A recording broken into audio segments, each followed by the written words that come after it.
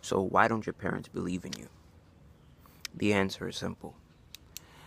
They no longer associate with they no longer associate with the self-image that you are creating. They are believers in you by default. Because my mom said something to me interesting yesterday. She said, I don't believe in no, I don't support nobody who don't go to school. Mind you, my father's an entrepreneur. And, yes, they go to school to some extent because he's a personal trainer, but not, he's self-taught more than anything in the world. And, it was interesting because it hurt a little bit, but I understood where it was coming from, what the universe was trying to tell me. The universe was trying to tell me because you gotta see stuff in a symbolic way, so your feelings don't get as hurt as much. It is symbolic to say you must believe in yourself. You must believe in your abilities, your greatness, because you did not come here to be validated by somebody else. You did not come here to be believed in by somebody else. It is great to have, but it is not what you came here for, per se. They believe in you by default, not by necessity. And even as I say that out loud, I understand that it's not a necessity for them to believe in you. It's a default. Even if that's not there, but it's a default. It's a hope. It's not even a belief. It's more of a hope. A hope you make it. I hope you make it. I hope you do something well in this world. And what I had to truly understand was that, most people are, only believers in what they associate with. Because what the mind identifies with, it believes.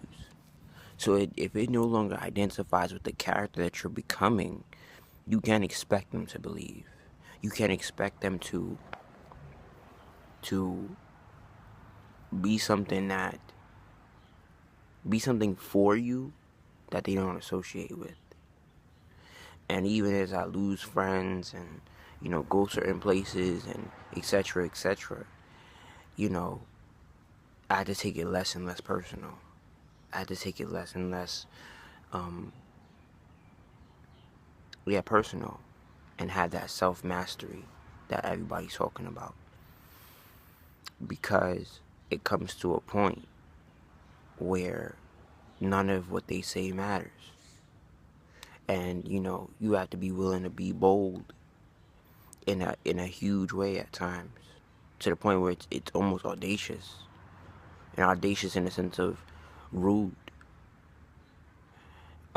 towards who they want to be, etc., etc. So, your parents don't believe in you because they no longer associate with the person that you're creating. And the person you are now, the person that you used to be, is all they know. Or that's just people in general. But it seems like, strangers support you more than your family, or support you closer than your friends, because it's easier for them to objectify and see you for what you're going to do than what you are. Unless what you are is ruining so much of the present relationship with this stranger that's they see what everybody else sees.